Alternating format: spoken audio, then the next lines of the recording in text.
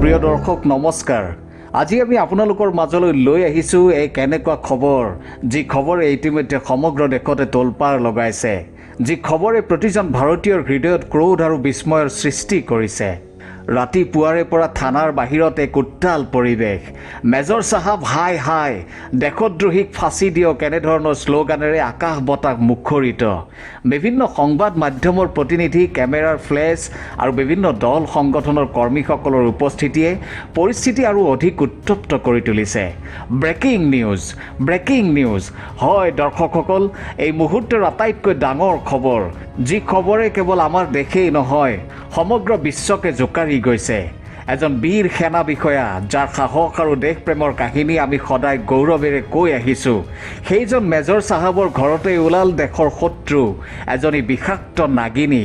হয়, আপোনালোকে ঠিকেই শুনিছে, এই নাগিনীজনী আন কোনো নহয়, স্বয়ং মেজৰ চাহাবৰ পত্নী। তেওঁ হেনো ভাৰতৰ চিৰশত্ৰু পাকিস্তানৰ এগৰাকী প্ৰশিক্ষিত চোৰাংচোৱা। তেওঁৰ বিয়া হৈছে ভাৰতৰ এজন সন্মানীয় সেনা বিষয়াৰ লগত, কিন্তু তেওঁ কাম কৰে পাকিস্তানৰ হৈ। তেওঁ হেনো দীৰ্ঘদিন ধৰি ভাৰতৰ গুৰুত্বপূৰ্ণ আৰু গোপনীয় তথ্য শত্ৰু দেশলৈ সৰবৰাহ কৰি আহিছে। অলপ সময়ৰ পিছতে মেজৰ চাহাবৰ পত্নীক জেইল হাজতলৈ প্ৰেৰণ কৰা হ'ব। ইতিমধ্যে তেওঁৰ বিৰুদ্ধে বহুতো সাক্ষ্য প্ৰমাণ পোৱা গৈছে বুলি জানিব পৰা গৈছে। সাংবাদিকসকলৰ ভাষ্যৰ মাজতেই উপস্থিত ৰাইজৰ মাজৰ পৰা চিঞৰ ভাহি আহিছে, এই দেশদ্ৰোহীক ৰাইজৰ হাতত গতাই দিয়ক, আমি তাইক উচিত শাস্তি দিম। এনেকুৱা দেশদ্ৰোহীক ৰাজপথলৈ উলিয়াই আনি ফাঁচি দিয়া উচিত। নমস্কাৰ নমস্কাৰ নমস্কাৰ প্ৰিয় দৰ্শক, আজি আমি আপোনালোকৰ মাজলৈ লৈ আহিছোঁ এক অতি হৃদয়স্পৰ্শী আৰু ৰহস্যঘন কাহিনী। প্ৰকৃততে সেই সেনাৰ মেজৰজনৰ পত্নীৰ লগত কি ঘটিছিল? কিয় আজি ৰাইজে ইমান উত্তাল হৈ চিঞৰি চিঞৰি তেওঁক দেশদ্ৰোহী বুলি অভিহিত কৰিছে? তেওঁ কেনেকৈ পাকিস্তানৰ প্ৰেয়সী হৈ পৰিল? তেন্তে মেজৰৰ পত্নী কি সঁচাকৈ পাকিস্তানী নাগৰিক আছিল, নে তেওঁ ভাৰতীয় হৈও পাকিস্তানৰ হৈ কাম কৰিছিল? এই সকলোবোৰ প্ৰশ্নৰ উত্তৰ পাবলৈ, এই ৰহস্যৰ আঁৰৰ সত্য জানিবলৈ আপোনালোকে আমাৰ এই ভিডিঅ'টো সম্পূৰ্ণকৈ চাব লাগিব। আৰু হয়, এজন প্ৰকৃত ভাৰতীয় হিচাপে কমেণ্ট বক্সত বন্দে মাতৰম বা ভাৰত মাতা কি জয় লিখিবলৈ নাপাহৰিব। আহক এতিয়া আমি ভিডিঅ'টোৰ মূল কাহিনীভাগৰ মাজলৈ আগবাঢ়োঁ। মেজৰ বিক্ৰম সিং ৰাথোৰ, তেওঁ আছিল পিতৃ মাতৃৰ একমাত্ৰ সন্তান।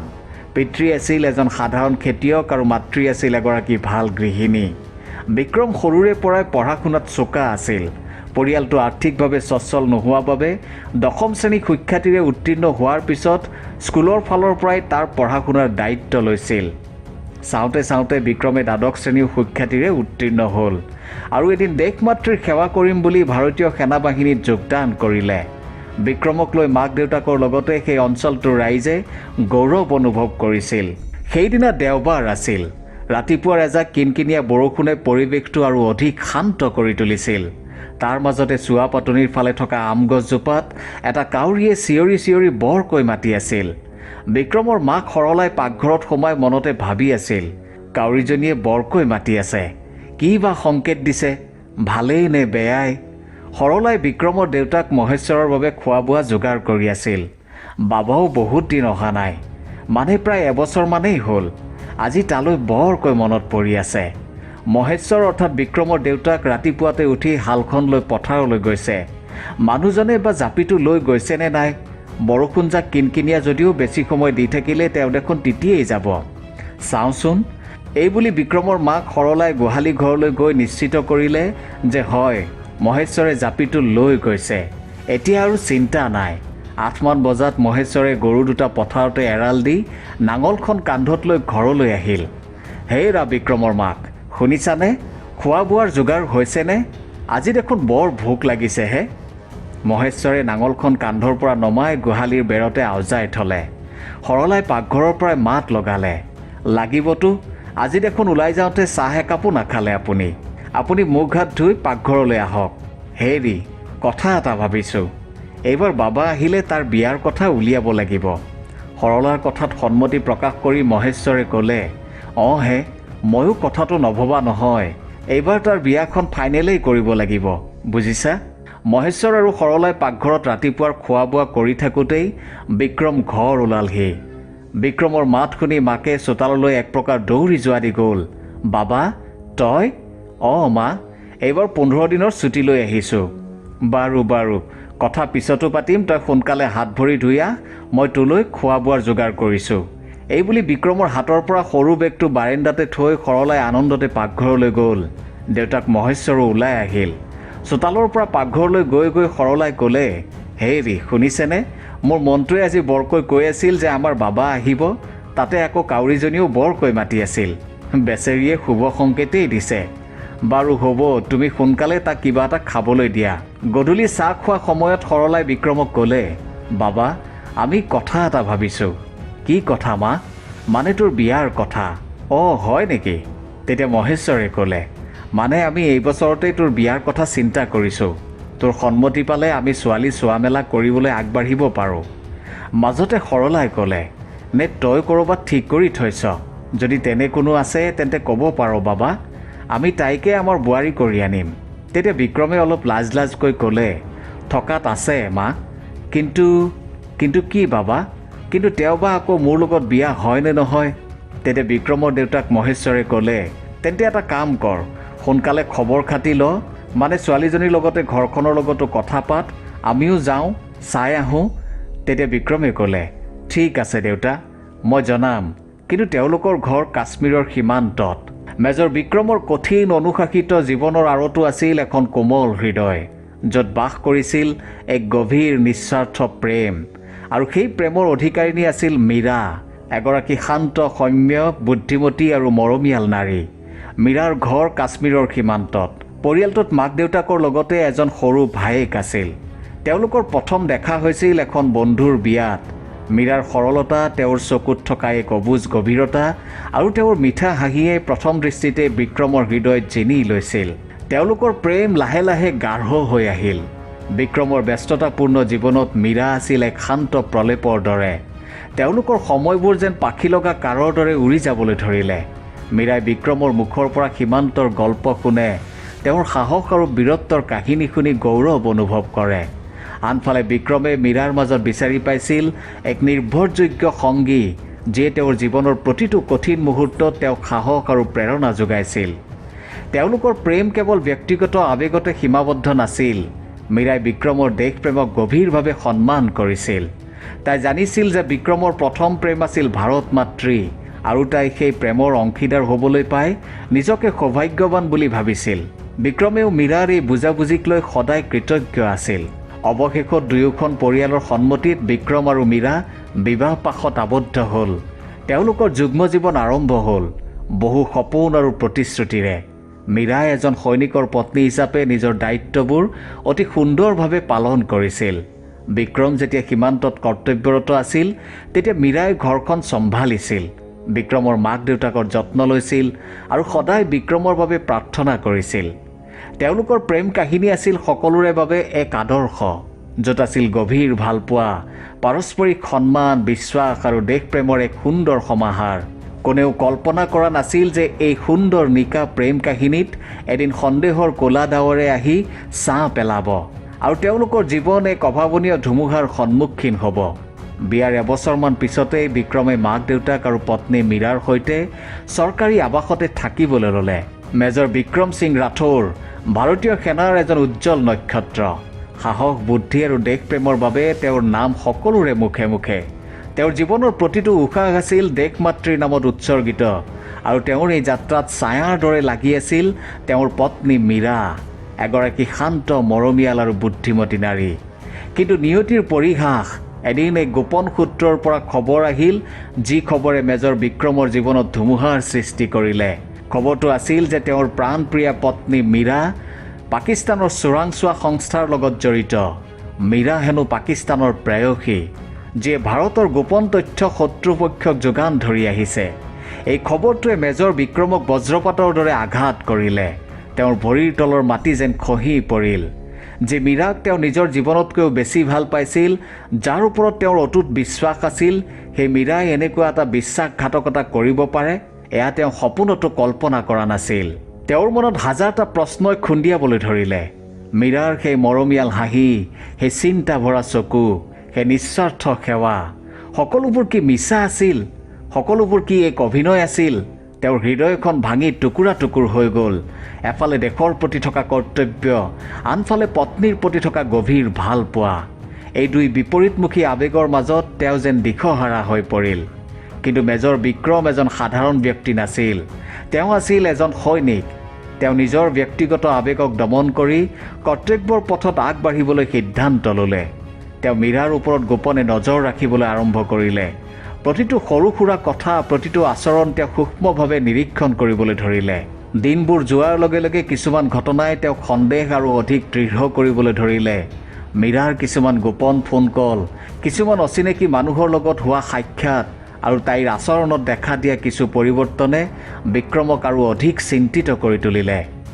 এদিন এক নিৰ্ভৰযোগ্য সূত্ৰৰ পৰা খবৰ আহিল যে মীৰাই সেইদিনা ৰাতি এটা অতি গুৰুত্বপূৰ্ণ সামৰিক তথ্য শত্ৰুপক্ষক হস্তান্তৰ কৰিব। এই খবৰটোৱে বিক্ৰমক চূড়ান্ত সিদ্ধান্ত ল'বলৈ বাধ্য কৰালে। তেওঁৰ হৃদয়খন তেতিয়াও কান্দি আছিল, কিন্তু তেওঁৰ মন আছিল শিলৰ দৰে কঠিন।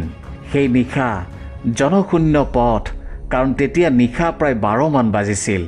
মেজৰ বিক্ৰমে মীৰাক খবৰ দিছিল যে আজি ৰাতি তেওঁৰ অলপ দেৰি হ'ব পাৰে, হয়তো ঘৰলৈ নাহিবও পাৰে।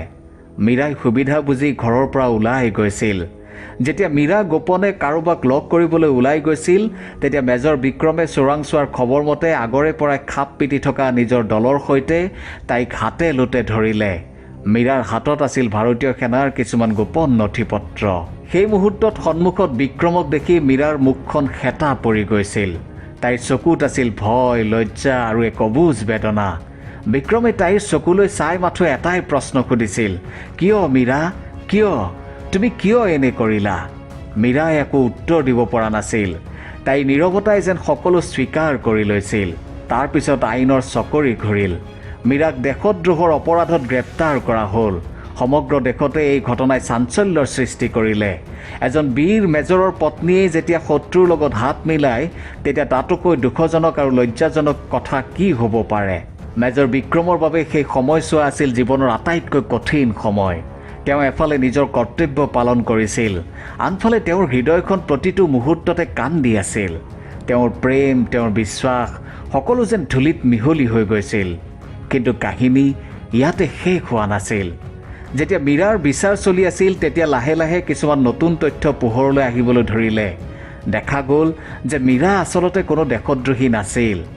বিক্ৰম, মীৰাৰ মাতটো কঁপি উঠিছিল, চকু দুটা চলচলীয়া। হয়, মই তোমাক এই কথাটো কেতিয়াও কোৱা নাছিলোঁ। সেয়া মোৰ ভুল আছিল, বহুত ডাঙৰ ভুল। হয়তো এই ভুলৰ বাবে তুমি মোক কেতিয়াও ক্ষমা নকৰিবা। তাইৰ প্ৰতিটো শব্দত ফুটি উঠিছিল গভীৰ অনুশোচনা আৰু অসহায়তা।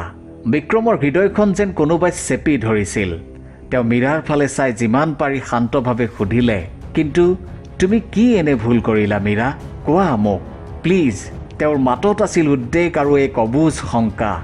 বিক্ৰমৰ কথা শুনি মীৰাই আৰু নিজকে সংযত কৰি ৰাখিব নোৱাৰিলে। তাই উচুপি উচুপি সেই লোমহৰ্ষক ভয়ংকৰ ঘটনাটোৰ কথা ক'বলৈ ধৰিলে, যি ঘটনাই তাইৰ জীৱনটো নৰক সদৃশ কৰি তুলিছিল। বিক্ৰম, তুমিতো জানাই মোৰ দেউতা কিমান অসুখীয়া আৰু ভাইটি তেতিয়াও কিমান সৰু। মা আৰু মই কোনোমতে ঘৰখন চলাই আছিলোঁ। কিন্তু এদিন আমাৰ জীৱনলৈ নামি আহিল এক কাল অমানিশা। তাইৰ মাতটো ভাগি পৰিছিল। ৰাতি তেতিয়া প্ৰায় 9 মান বাজিছিল। আমি সীমান্তত থকা মানুহবোৰে কেতিয়াও শান্তিত শুব নোৱাৰোঁ বিক্ৰম, শান্তিত এসাঁজ খাবও নোৱাৰোঁ। প্ৰতিটো মুহূৰ্ততে ভয়, প্ৰতিটো মুহূৰ্ততে শংকা। ৰাতিপুৱাৰ পৰা ৰাতিলৈকে আমি সন্ত্ৰাসবাদীৰ বিভিন্ন গতিবিধিৰ বাবে সজাগ হৈ থাকিব লাগে। সেই অভিশপ্ত ৰাতিটোত তাই কপা কপা মাতেৰে কৈ গ'ল, অস্ত্ৰধাৰী 5জনীয়া সন্ত্ৰাসবাদীৰ এটা দলে আমাৰ ঘৰত প্ৰৱেশ কৰিলে। সিহঁতৰ চকুত আছিল হিংসা আৰু নিষ্ঠুৰতা। সিহঁতে আমাক ভাবুকি দিলে, ভয় দেখুৱালে, আৰু তাৰ পিছত আৰম্ভ হ'ল চৰ্তৰ ওপৰত চৰ্ত। সিহঁতে মোক সিহঁতৰ হৈ কাম কৰিবলৈ ক'লে, ভাৰতৰ গোপন তথ্য সিহঁতক দিবলৈ ক'লে। মই প্ৰথমতে অমান্তি হৈছিলোঁ বিক্ৰম। মই সিহঁতৰ আগত কান্দিছিলোঁ, কাকুতি মিনতি কৰিছিলোঁ, কিন্তু সিহঁতৰ হৃদয় নাছিল। সিহঁতে মোৰ কণমানি ভাইটিক পণবন্দী কৰিলে। সিহঁতে ক'লে যে যদি মই সিহঁতৰ কথা নুশুনো, তেন্তে সিহঁতে মোৰ ভাইটিক। তাই আৰু ক'ব নোৱাৰিলে, হুক হুকাই কান্দি উঠিল। কিছু সময়ৰ পিছত নিজকে অলপ শান্ত কৰি তাই পুনৰ ক'লে, মই কি কৰিলোহেঁতেন তেতিয়া বিক্ৰম? এফালে মোৰ দেশ, আনফালে মোৰ পৰিয়াল, মোৰ নিৰ্দোষী ভাইটিৰ জীৱন। মই মোৰ পৰিয়ালক বচাবলৈ, মোৰ ভাইটিক সিহঁতৰ হাতৰ পৰা উদ্ধাৰ কৰিবলৈ বাধ্য হৈ এই নৰকৰ পথ বাছি লৈছিলোঁ। তুমি বিশ্বাস কৰা বিক্ৰম, তাই বিক্ৰমৰ হাতখনত ধৰি ক'লে, মই প্ৰতি মুহূৰ্ততে এক অসহনীয় মানসিক যন্ত্ৰণাত ভুগি আছিলোঁ। প্ৰতিটো খোজতে মোৰ বিবেক দংশন কৰিছিল, কিন্তু মই কাৰো আগত মুখ খুলিব পৰা নাছিলোঁ। মই ভয় খাইছিলোঁ, যদি মই কাৰোবাক কওঁ তেন্তে সিহঁতে মোৰ পৰিয়ালৰ কিবা অনিষ্ট কৰিব। মীৰাৰ কথাবোৰে বিক্ৰমৰ হৃদয়খন যেন ফুলেৰে পিন্ধি পেলালে। তেওঁৰ চকুৰ আগত ভাহি উঠিল মীৰাৰ সেই অসহায় মুখখন, তাইৰ সেই ভয়ত কঁপি থকা শৰীৰটো। তেওঁ বুজি পালে মীৰা দেশদ্ৰোহী নাছিল, তাই আছিল পৰিস্থিতিৰ দাসী, এক নিষ্ঠুৰ ষড়যন্ত্ৰৰ বলি। এই সত্যটো পোহৰলৈ অহাৰ লগে লগে মেজৰ বিক্ৰমৰ মনত এক নতুন ধুমুহাৰ সৃষ্টি হ'ল। তেওঁ নিজকে দোষী অনুভৱ কৰিবলৈ ধৰিলে। কিয় তেওঁ মীৰাক বিশ্বাস কৰিব নোৱাৰিলে? কিয় তেওঁ তাইৰ মনৰ কথা বুজিবলৈ চেষ্টা নকৰিলে? তেওঁ এইবাৰ মীৰাক ন্যায় দিবলৈ, তাইক সেই জালৰ পৰা মুক্ত কৰিবলৈ এক নতুন সংগ্ৰাম আৰম্ভ কৰিলে। তেওঁ নিজৰ সকলো শক্তি আৰু বুদ্ধি প্ৰয়োগ কৰি সেই পাকিস্তানী চোৰাংচোৱা চক্ৰটোক ধৰা পেলাবলৈ সক্ষম হ'ল আৰু মীৰাৰ নিৰ্দোষিতা প্ৰমাণ কৰিলে।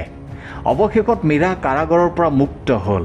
কিন্তু এই ঘটনাই তেওঁলোকৰ জীৱনত এক গভীৰ দাগ বহুৱাই থৈ গ'ল।